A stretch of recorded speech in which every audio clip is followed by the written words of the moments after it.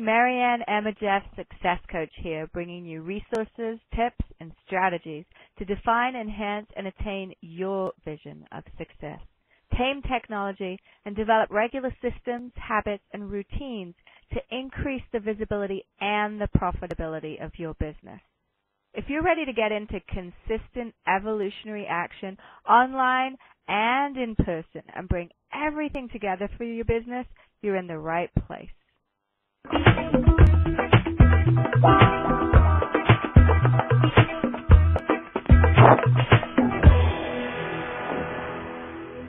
Welcome and hello to everybody. Welcome to 7 Nights of Success. I almost had a little dirty slip there. And this is night 1. This 7-part series is designed to show you how to use Deepak Chopra's powerful book, The 7 Spiritual Laws of Success, as part of your success toolkit. Each of the 7 20-minute talks that I'm going to be doing are designed to be brief. We've all got too much information and we're overloaded with long teleconferences, so I wanted to keep it brief so it fits into your busy life and keep it simple so that it's just a simple introduction to bring you the concepts and the ideas into your life and get you into what I love and what my goal is with all my clients, which is evolutionary action. So tonight we're going to be exploring the first law, and that is the law of pure potentiality. And don't worry, you don't need to have read the book to participate, okay? And in the interest of time, because it is a 20-minute talk, there's not a lot of time for questions, but please write down the questions as they pop up and then go ahead and post them on the fan page for my business, Motivate Myself, on Facebook.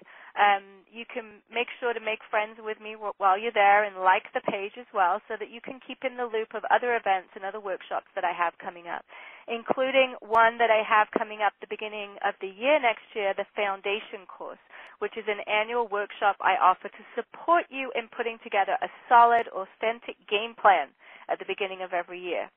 So if you're listening via the web right now, you can click on the Like Motivate Myself button there, which is on the left-hand side.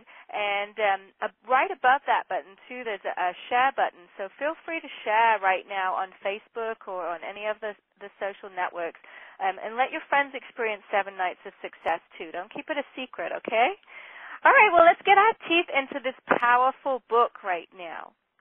This is the book that I read, I buy for clients, and I recommend more than any other book. And those of you that know me know that I read a lot of books. So for me to say that is pretty powerful, and it means I read it a lot. And the reason I like this book is it's small. It's the perfect size for your purse or to just put in your glove box, and it packs a lot of bang in it for its buck in the small size that it is. The chapters are short. It's readable in 15 minutes, each of the chapters, and obviously there's 7. And each chapter includes 3 action steps to leave you in motion. And as a coach, I love that. I'm always wanting to leave my clients and the people that I meet in general, if you've met me, you'll know I'm always trying to leave you in action. I can't help myself.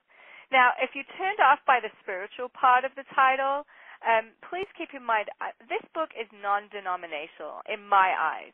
And if you're open to it, it can resonate with most religious backgrounds.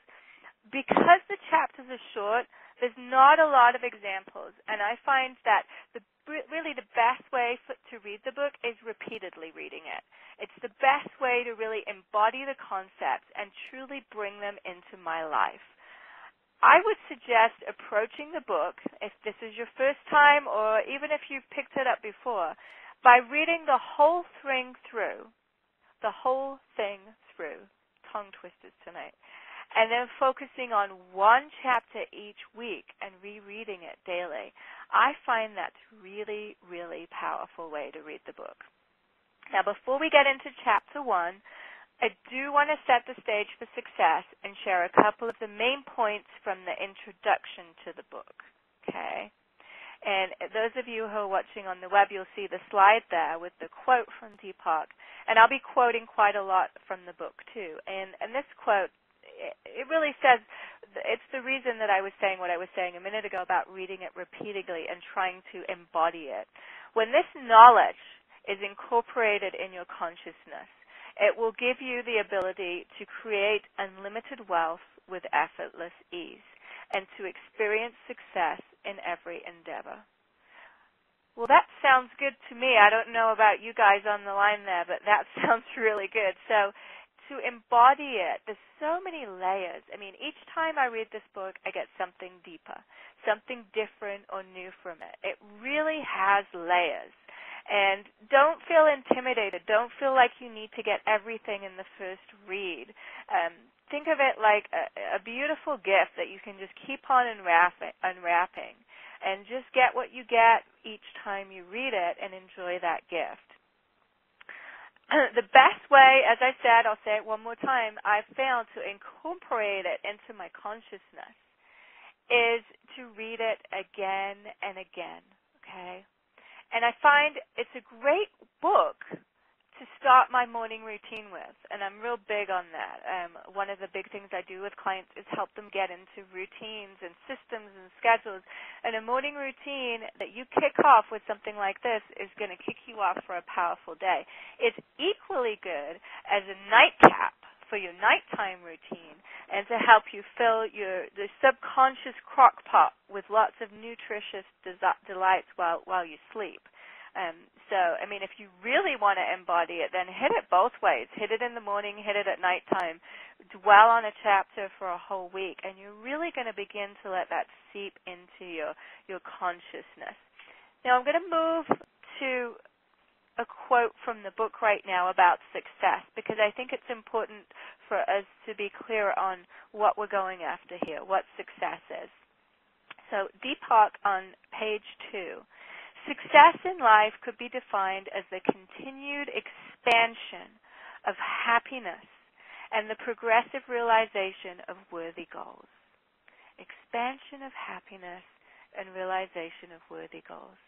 Success is the ability to fulfill your desires with effortless ease.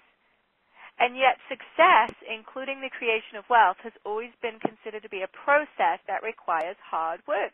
And it's often considered to be at the expense of others. We need, Deepak's telling us here, a more spiritual approach to success and to affluence, which is the abundant flow of all good things to you. With the knowledge and practice of spiritual law, we put ourselves in harmony with nature and create with carefreeness, joy, and love. There are many aspects to success, he goes on to say.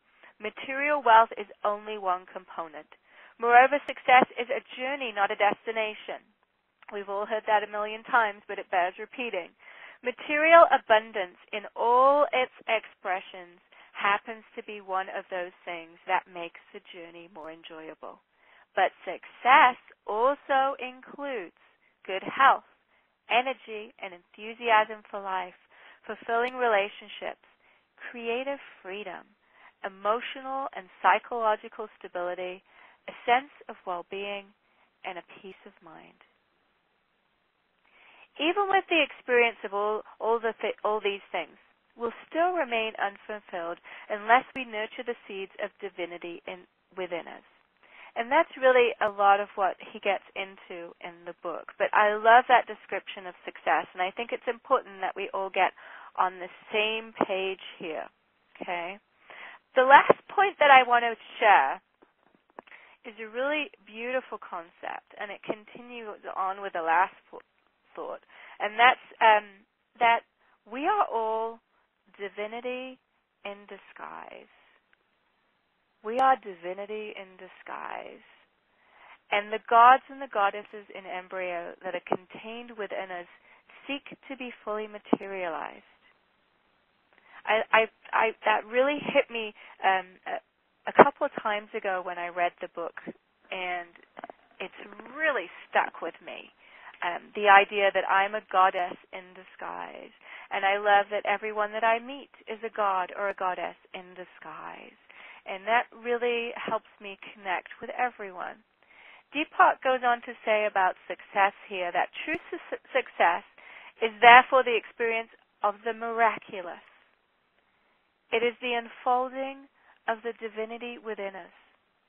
It is the perception of divinity wherever we go, in whatever we perceive, in the eyes of a child, in the beauty of a flower, in the flight of a bird. When we begin to experience our life as the miraculous expression of divinity, not occasionally, but all the time, then we will know the true meaning of success.